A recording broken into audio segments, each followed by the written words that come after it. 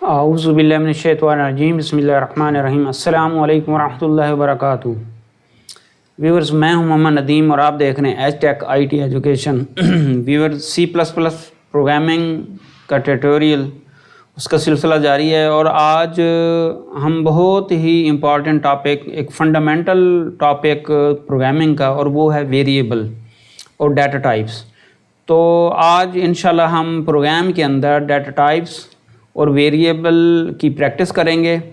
तो चलिए फिर चलते हैं हम विजुअल स्टूडियो कोड के अंदर और वहाँ पे जाके हम प्रैक्टिस करते हैं वेरिएबल्स और डाटा टाइप्स की।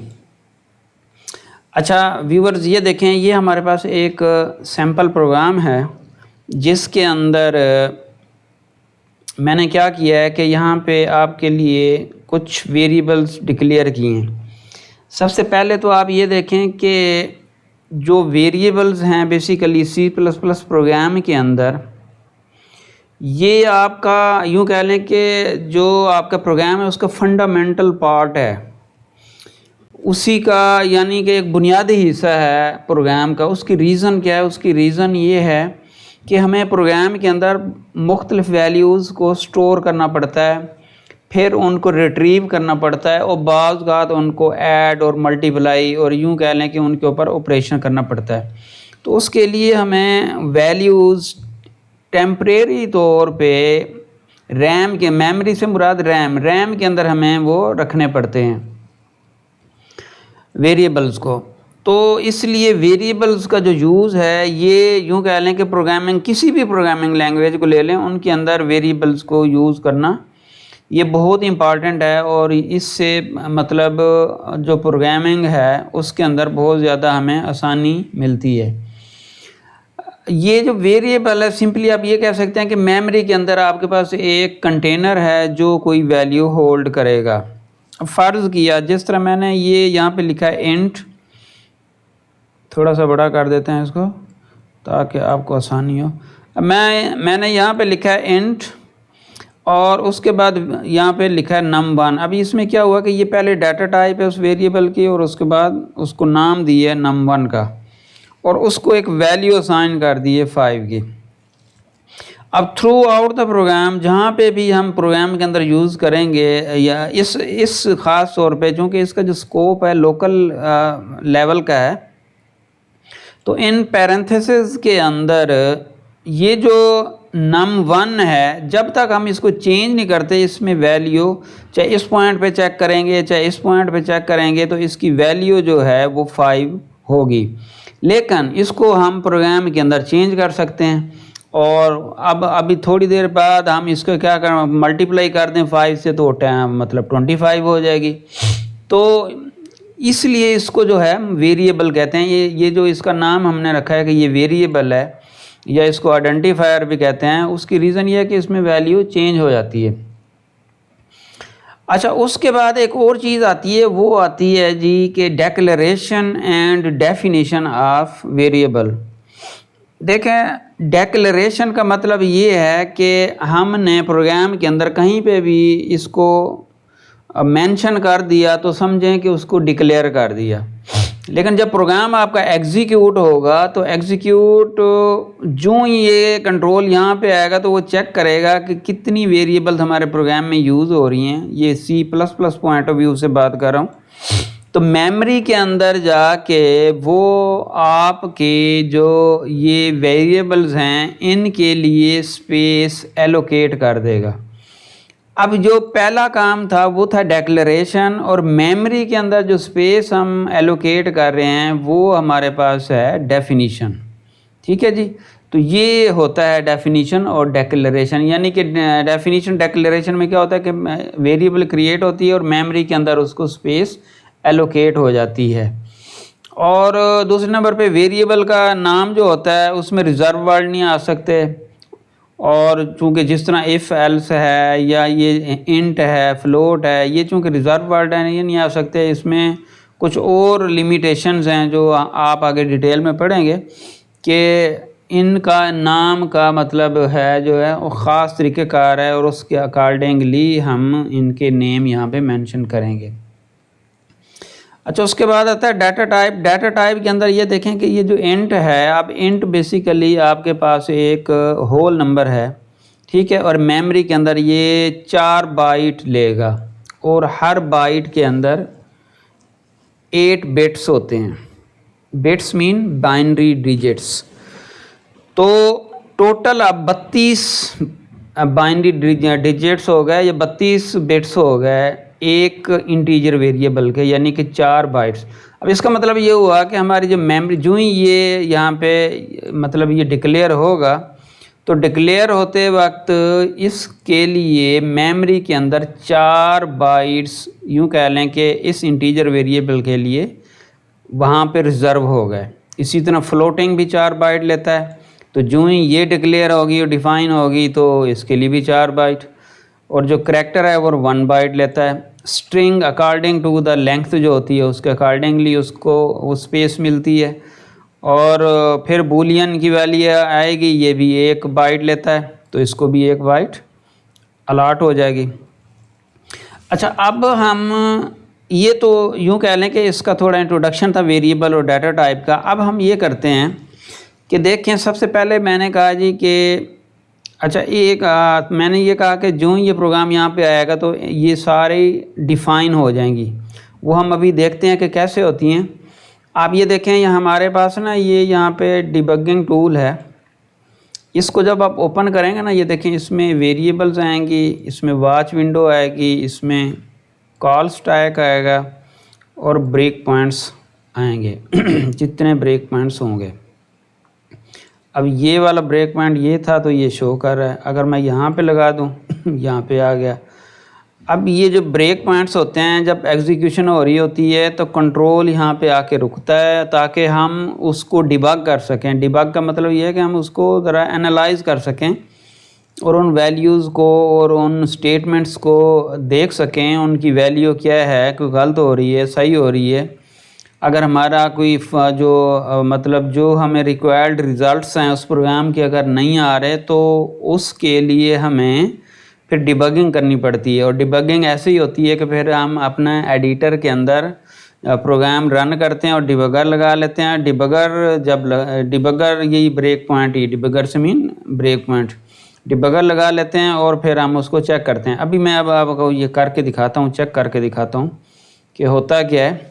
अच्छा, एक और चीज़ ये मैं बता दूं आपको कि अगर आप इस सारे को सिलेक्ट करके यहाँ पे फॉर्मेट डॉक्यूमेंट करेंगे तो ये देखें सारे का सारा जो प्रोग्राम है ना आपका एक प्रॉपर इंडेंटेशन फॉर्मेट में आ जाएगा, प्रॉपर यानी कि स्पेसिंग, और उसमें आ जाएगा। तो ये भी आप यूज़ कर सकते हैं। यहाँ पे इसको सिलेक्ट करें, सिलेक्ट करने के बाद आप यहाँ पे ये राइट क्लिक करें और ऑप्शन आएगी आपके पास फॉर्मेट डॉक्यूमेंट, तो इससे ये हमारा पूरा प्रोग्राम फॉर्मेट हो जाएगा। अच्छा, चलिए अब हम ना इसको डिबगर लगे हुए हैं, बल्कि एक डिबगर यहाँ पे लगाते हैं और इस प्रोग्राम को रन करके देखते हैं कि जब हम इस प्रोग्राम को रन करते हैं तो उस वक्त क्या सूरत हाल बनती है। देखें जी। अच्छा जी,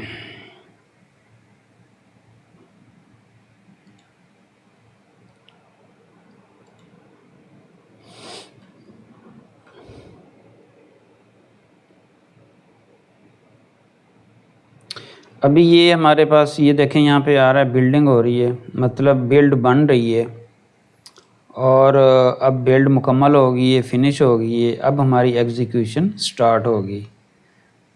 तो एग्जीक्यूशन के लिए ये देखें जी, अब ये कंट्रोल हमारे पास यहाँ पे आ गया है। अब ये देखें कि हम वेरिएबल्स का ये जो यहाँ से हमने ये ओपन किया था, ओपन करने के बाद ना हम इसके अंदर ये जो टैब है वेरिएबल्स का, इसको ओपन करते हैं। अब इसमें देखें ये 2 आ गए हैं। रजिस्टर का भी आप पढ़ेंगे, जब असेंबली लैंग्वेज पढ़ेंगे तो फिर आपको रजिस्टर का भी आइडिया होगा कि CPU रजिस्टर क्या होते हैं और दूसरे रजिस्टर क्या होते हैं। अभी हम चूँकि हमारा वो टॉपिक नहीं है तो अभी हम लोकल वेरिएबल्स के अंदर आते हैं। अब ये देखें कि जो पॉइंट बताने वाला था वो ये था कि जो मैं आपको बता रहा था कि डेफिनीशन एंड डिक्लेरेशन। अब ये हमारा प्रोग्राम अभी एग्जीक्यूशन इसकी स्टार्ट हुई है और वो अभी पहली स्टेटमेंट भी, चूँकि मैंने यहाँ पे डिबगर लगा दिया था यानी कि ब्रेक पॉइंट लगा दिया था, तो एग्जीक्यूशन अभी यहाँ तक पहुँची है, लेकिन ये देखें कि लेफ़्ट साइड पे ये बता रहा है कि ये सारी की सारी वेरिएबल जो इस प्रोग्राम के अंदर यूज़ हुई हैं वो सारी की सारी डिक्लेयर और मेमोरी के अंदर यूँ कह लें कि डिफ़ाइन हो चुकी हैं। वो कैसे, ये देखें ये नंबर है, इसको डिफ़ॉल्ट वैल्यू 0 यहाँ पे उन्होंने लगा दी है यानी कि कंपाइलर ने, और ये अब मेमोरी के अंदर रिज़र्व हो चुका है। इसी तरह ये फ्लोटिंग पॉइंट है, ठीक है जी, वो डिफ़ाइन हो चुकी है। उसके बाद ये हमारे पास एक वेरिएबल थी लेटर 1, ये नेम है सारे जो हमने यहाँ पे नेम डिक्लेयर किए हैं। num1 भी हमने वेरिएबल डिक्लेयर किए इंटीजर टाइप की, वो नेम आ गया। फ्लोट नंबर 1 हमने वेरिएबल, वो आ गया। लेटर 1, ये लेटर 1 जो वेरिएबल यहाँ पे हमने डिक्लेयर की है करैक्टर टाइप की, वो आ गई। और इसी तरह हमने एक और स्ट्रिंग टाइप की एक वेरिएबल डिक्लेयर की है जिसका नाम रखा है text1, वो टेक्स्ट भी आ गया। एक और वेरिएबल मैंने यहाँ पे डिक्लेयर की थी, वो थी माई बूलियन, ये आ गई, ठीक है जी। इसी तरह आगे सो ऑन। अच्छा, अब इसमें ये देखें कि मतलब कहने का मतलब ये था कि जो मैं आपको बता रहा था, थ्योरेटिकली बता रहा था, अब ये यहाँ पे प्रैक्टिकली आपको ये नज़र आ रहा होगा कि अभी कंट्रोल यहाँ पे आया लेकिन ये वेरिएबल सारी डिक्लेयर हो गई। तो ये बड़ा एक इम्पॉर्टेंट पॉइंट है और अक्सर ये एग्ज़ाम्स के अंदर या इंटरव्यू के अंदर के डेफिनेशन और डिक्लेरेशन में क्या मतलब इसका क्या मतलब है या दोनों में क्या डिफरेंस है। तो डिक्लेयर का मतलब ये होता है कि जब आप सिर्फ बता देते हैं कंपाइलर को कि ये एक वेरिएबल है, और डेफिनेशन का मतलब ये है कि प्रोग्राम ने उसको मेमोरी के अंदर जाके क्रिएट कर दिया है। तो C++ प्रोग्राम की बात अगर करें तो डिक्लेरेशन और डेफिनेशन दोनों एट ए टाइम हो जाती हैं, जबकि दूसरी कुछ लैंग्वेजेस में ये थोड़ा डिफरेंट पैटर्न पे होता है कि डिक्लेयर हो जाती हैं, वो डिफ़ाइन नहीं होती, लेकिन जब यूज़ करनी हो तो फिर डिफ़ाइन। लेकिन सी लैंग्वेज की चूँकि हम बात कर रहे हैं तो सी लैंग्वेज के अंदर डिक्लेरेशन एंड डेफिनेशन दोनों की दोनों एट ए टाइम हो जाती हैं। अच्छा, अब जी इसको F10 जब प्रेस करेंगे तो ये उससे अगली स्टेटमेंट पे जाएगा। यहाँ पे ये देखें, ये भी है, ये सामने आ रहा है, ये वही है कि उससे अगली स्टेटमेंट, और ये आगे F11 और ये Shift+F11 आगे यूज़ करेंगे। अभी हम F10, अब मैं F10 प्रेस करता हूँ तो ये कंट्रोल देखें, ये जो आपको ये एरो नज़र आ रहा है ये बता रहा है कि अब एग्जीक्यूशन, ये पिछली स्टेटमेंट एग्जीक्यूट हो गई है। जो ही ये स्टेटमेंट एग्जीक्यूट हुई है तो आप ये देखें कि लेफ़्ट साइड पे जो हमारे पास वेरिएबल्स आ रही हैं उसमें वैल्यू 5 अब असाइन हो गई है, पहले ये 0 वैल्यू थी। अच्छा, अब मैं ये वाली स्टेटमेंट एग्जीक्यूट करता हूँ जी। अब ये देखें यहाँ पे ये भी वैल्यू चेंज हो गई है, और इसी तरह करैक्टर अभी यहाँ पे देखें बाय डिफ़ॉल्ट 0 ही है, लेकिन जो ही मैं एग्जीक्यूट करूँगा तो देखें इसको D यहाँ पे असाइन हो गया। इसी तरह टेक्स्ट असाइन हो जाएगा, और जो वेरिएबल माई बूलियन है वो अभी बाय डिफ़ॉल्ट फॉल्स के ऊपर है, लेकिन जो ही मैंने एग्जीक्यूट किया है तो ये ट्रू में चली गई है। अच्छा जी, अब इससे अगली जो स्टेटमेंट्स हैं ना, ये लिखने का कि एक और पर्पज़ था, वो अब आपको मैं एक और इससे नीचे वाले टैब में ले जाता हूँ और वहाँ पे देखते हैं कि इसका क्या मतलब है। अच्छा जी, यहाँ पे ये देखें, इसको ना हम यहाँ पे इस तरह ऐड कर सकते हैं। मैं एक और ऐड कर देता हूँ, एक्सप्रेशन ऐड कर देता हूँ कि हम ये जब हम एग्जीक्यूशन प्रोग्राम की कर रहे होते हैं तो उसकी एग्जीक्यूशन के दौरान हम कुछ चीज़ों के एक्सप्रेशंस जाके अपनी मर्ज़ी से उनको चेक कर सकते हैं। वो कैसे, जिस तरह मैं यहाँ पे लिखता हूँ var1 यानी कि वेरिएबल 1, एंड चलिए इस तरह लिखते हैं वेरिएबल 2 मैनेज वेरिएबल 1, ठीक है जी। अच्छा, अब भी चूँकि वेरिएबल 1 और वेरिएबल 2 के अंदर कोई वैल्यू नहीं है, अभी इसमें चूँकि एग्जीक्यूट नहीं, अब ये देखें वेरिएबल 1 आ गया, वेरिएबल 2 आ गया। अब ये वेरिएबल 1 की एग्जीक्यूशन जब हुई है तो इसको ये वैल्यू बेसिकली असाइन, यानी कि इस स्टेटमेंट के अंदर क्या हो रहा था, वैल्यू ऊपर भी ऐसे ही हो रहा था कि ये स्टेटमेंट इसमें 3 काम हो रहे थे कि एक तो वेरिएबल डिक्लेयर हो रही थी, वेरिएबल डिफ़ाइन हो रही थी और साथ ही उसको वैल्यू भी असाइन हो रही थी। ये जो इक्वल का साइन है इसको कहते हैं असाइनमेंट ऑपरेटर। तो यहाँ पे इसको ये वैल्यू असाइन हो गई है। अच्छा जी, अब वॉच विंडो के अंदर मैं यहाँ पे आपको ले जाने का मकसद ये था कि अगर बहुत बड़ा प्रोग्राम है और आपने कुछ वहाँ पे एग्जीक्यूशन के दौरान कोई लॉजिकली कोई प्रॉब्लम है, तो आप उस प्रॉब्लम को पहले थोड़ा एवेल्यूएट करना चाहते हैं, तो उसके लिए ये आपके पास वॉच विंडो है। वॉच विंडो में जाके आप अपनी कोई भी जो प्रोग्राम के अंदर स्टेटमेंट्स यूज़ हो रही हैं उनके अकॉर्डिंगली यहाँ पे आप उनको चेक कर सकते हैं। अब जिस तरह वेरिएबल 1 प्लस वेरिएबल 2 मैंने यहाँ पे लिखा है, प्लस किया है, तो इसका मतलब है कि यहाँ पे इसको मैंने ऐड किया है। तो देखें 10 वैल्यू थी वेरिएबल 1 के अंदर और 20 थी 2 के अंदर, तो ऐड करके 30 हो गई। अच्छा, उसके बाद मैंने ये लिखा था कि चलें इसको बाद में भी, चूँकि एग्जीक्यूशन ही नीचे वाली को देखें, वेरिएबल 2 माइनस वेरिएबल 1, तो इन दोनों का जो रिज़ल्ट है वो 10 आ गया, यानी कि 20 में से माइनस 20 में से 10 गए तो बाकी कितना आया, 10 आ गया। और अगर मैं इसी तरह एक और ऐड कर दूं, अब मैं कर देता हूं वेरिएबल 1 माइनस वेरिएबल 2। अब देखते हैं कि क्या रिज़ल्ट आता है। देखें उसने, इसका मतलब ये हुआ कि ये साइंड इंटीजर होता है कि माइनस भी बताता है प्लस भी बताता है। ये एक नई चीज़ आई कि ये जो इंटीजर होता है साइंड होता है, इसके साथ साइन भी आ सकता है, माइनस है कि प्लस बाय डिफ़ॉल्ट होता है। अब ये देखें मैंने 10 में से 20 को माइनस किया तो रिज़ल्ट माइनस 10 आ गया। अच्छा जी, अब अगर मैं एक और यहाँ पे स्टेटमेंट लिख देता हूँ जी, वेरिएबल 1 एंड वेरिएबल बल्कि 2, वेरिएबल 2 डिवाइडेड बाई वेरिएबल 1। तो इस केस में देखें कि वेरिएबल 2 को मैंने डिवाइड किया वेरिएबल 1 के ऊपर, तो वेरिएबल 2 की वैल्यू 20 है और मैंने डिवाइड कर दिए 1 के ऊपर, तो ये नीचे 10 था तो इसका रिज़ल्ट 2 आ गया। तो ये है जी आपके पास वॉच विंडो। अब ये देखें कि यहाँ पे एक और मैंने यहाँ पे स्टेटमेंट लिखी हुई थी, ये यहाँ पे आपको ये नज़र आ रही होगी, यहाँ पे सम रिज़ल्ट मल्टीप्लाइड बाई 2।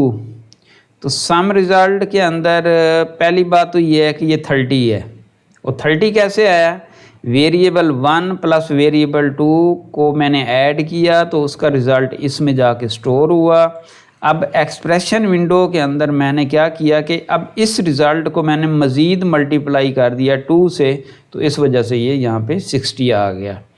तो ये तो जी आपके पास आज का जो लेक्चर था या आज की जो वीडियो थी जनाब, वो थी जी आपकी वेरिएबल्स के ऊपर। और आपने देखा कि वेरिएबल्स किस तरह से डिक्लेयर करते हैं, किस तरह से डिफ़ाइन करते हैं, वेरिएबल को किस तरह से वैल्यू असाइन होती है, आप किस तरीके से वेरिएबल्स को जाकर यहाँ पे देख सकते हैं, और इसी तरह वॉच विंडो के अंदर आप ये कुछ एक्शन परफॉर्म कर सकते हैं। तो ये आज का हमारे पास लेक्चर था वेरिएबल्स के ऊपर। उम्मीद है कि आपको ये लेक्चर पसंद आया होगा, और अगर आपको पसंद आया हो तो जनाब लाइक करना ना भूलिए। अच्छा, इसमें एंड पे जाते हुए दुआ है कि अल्लाह ताला हम सब के हलाल रिज़्क़ में बरकत अता फरमाए, और अल्लाह ताला हमें अपने सिवा किसी का मोहताज ना करे। इन दुआओं के साथ अल्लाह हाफिज़।